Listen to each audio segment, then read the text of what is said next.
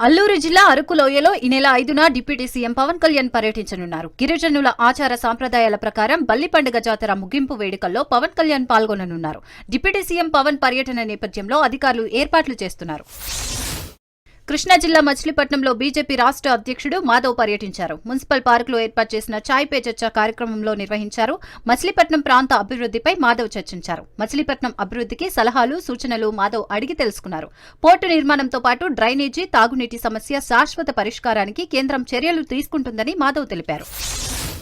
హైదరాబాద్ నగరంలో వినాయక చవితి ఉత్సవాలు ఘనంగా జరుగుతాయి. గణేష్ నిమజ్జనాల సందర్భంగా లడ్డూ వేలంపాటలను నిర్వాహకులు వైభవంగా నిర్వహిస్తారు. సిటీలో మాదాపూర్ మైహోం పూజా గణేష్ లడ్డూకు ఎంతో ప్రాముఖ్యం ఉంది. ప్రతి ఏడాది అంతకంతకు ఈ లడ్డు ధర రికార్డు బ్రేక్ అవుతోంది.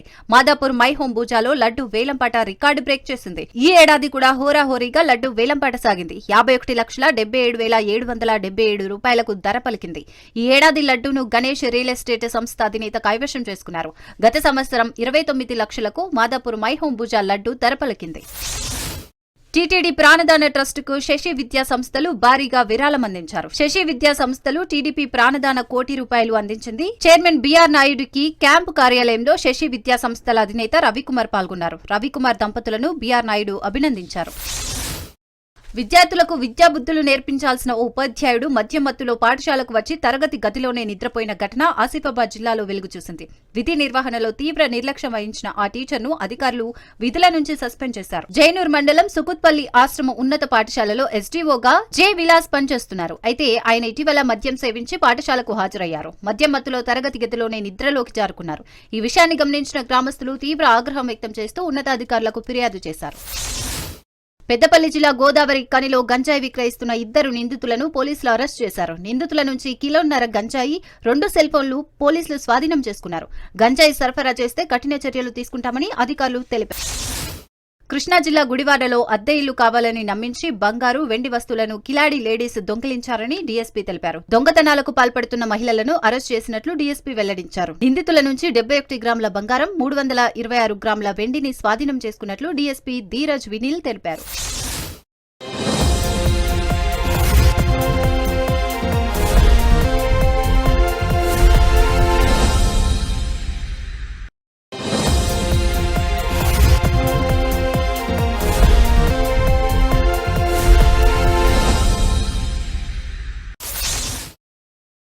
హైదరాబాద్ షేర్లింగంపల్లి నియోజకవర్గంలో వినాయక నిమజ్జనం వేడుకలు ఘనంగా నిర్వహించారు. ఈ కార్యక్రమంలో ఎమ్మెల్యే వివేకానంద, ఎమ్మెల్సీ శంబీపూర్ రాజు పాల్గొన్నారు.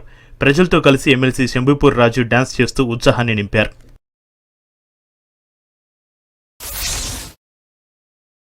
నాగర్ కర్నూలు జిల్లా రాచలపల్లిలో బీజేపీ ఆధ్వర్యంలో పాదయాత్ర నిర్వహించారు.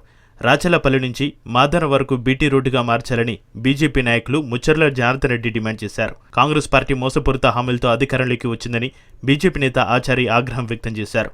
ప్రభుత్వం వచ్చి 2 ఏళ్లు అవుతున్నా అభివృద్ధి చేయడంలో రేవంత్ సర్కార్ విఫలమైందని అన్నారు. నల్గొండ జిల్లా నార్కెట్పల్లి మండలం చెరువుగట్టులో నిధులు దుర్వినియోగం జరిగినట్లు ఆరోపణలు వినిపిస్తున్నాయి. చెరువుగట్టు జాతరకు చేయని పనులకు ఎంపీలు చేసి నిధులు సహా చేశారని మాజీ ఎంపీపీ రేగట్టి మల్లికార్జునరెడ్డి కలెక్టర్కు ఫిర్యాదు చేశారు. సుమారు 35 లక్షల నిధులు దుర్వినియోగం జరిగాయని మాజీ ఎంపీపీ రేగట్టి మల్లికార్జునరెడ్డి ఆరోపించారు. వైసీపీపై మాజీ మంత్రి సోమిరెడ్డి చంద్రమోహన్ రెడ్డి ఫైర్ అయ్యారు. వైసీపీ హయాంలో పక్క ఇళ్ల నిర్మాణ పేరుతో భారీ దోపిడీకి పాల్పడ్డారని మాజీ మంత్రి సోమిరెడ్డి విమర్శించారు. నాసిరకమైన నిర్మాణాలు చేశారని ఆయన మండిపడ్డారు. వరిగొండలో గిరిజనులకు నిర్మించిన పక్కా గృహాలు కాలితో తంతే పడిపోయే విధంగా ఉన్నాయన్నారు. శ్రీ సత్యసాయి జిల్లా హిందూపురంలో వినాయక నిమజ్జనానికి పోలీసు బందోబస్తు ఏర్పాటు చేశారు. గత సంవత్సరం వినాయక నిమజ్జనంలో ఘర్షణలు చోటు చేసుకున్నాయని అన్నారు. ఈ విషయాన్ని దృష్టిలో ఉంచుకుని భద్రతను ఏర్పాటు చేస్తున్నట్లుగా అధికారులు తెలిపారు. నిమజ్జనం కార్యక్రమాన్ని త్వరగా పూర్తి చేసే విధంగా చర్యలు తీసుకుంటున్నట్లుగా పోలీసులు వెల్లడించారు.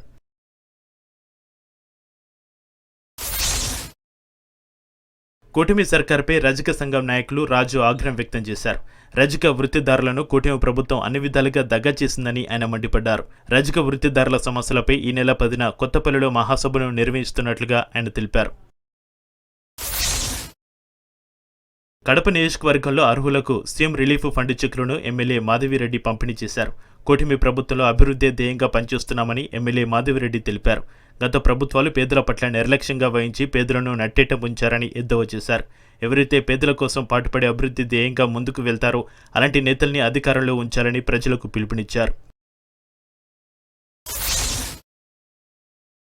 మాజీ సీఎం జగన్పై టీడీపీ నేత శ్రీనివాసరెడ్డి మండిపడ్డారు. కూటమి ప్రభుత్వంపై జగన్ తప్పుడు ప్రచారం చేస్తూ బురద చల్లుతున్నారని ఆయన విమర్శించారు. వైసీపీ పాలనలో రైతులకు ఎటువంటి లబ్ధి చేకూరలేదని ఆయన అన్నారు. కూటమి ప్రభుత్వం ఏర్పడగానే రైతులకు మంచినీటి సౌకర్యం కల్పించిందన్నారు. వైసీపీకి రాబోయే రోజుల్లో 11 సీట్లు కూడా రావని ఆయన హెచ్చరించారు. రాష్ట్రంలో విచ్చలవిడిగా బెల్ట్ షాపులు పెరిగిపోయాయని మాజీ ఎంపీ తలారి రంగయ్య విమర్శించారు. రాష్ట్రంలో మద్యం ఏర్లే పారుతుందన్నారు. మద్యంతో ఈ ప్రభుత్వం సంపాదించిన ఆదాయం ఏ ప్రభుత్వం కూడా సంపాదించలేదని అన్నారు. కళ్యాణదుర్గానికి, రాయదుర్గానికి నీళ్లు ఇవ్వకుండా కుప్పానికి నీళ్లు ఎలా తీసుకెళ్లారని ఆయన ప్రశ్నించారు. చంద్రబాబు కుప్పానికి నీళ్లు ఇవ్వడం గొప్పగా ఫీల్ అవుతున్నారని మండిపడ్డారు. కూటమి పాలనలో అభివృద్ధి కుంటుపడిందన్నారు.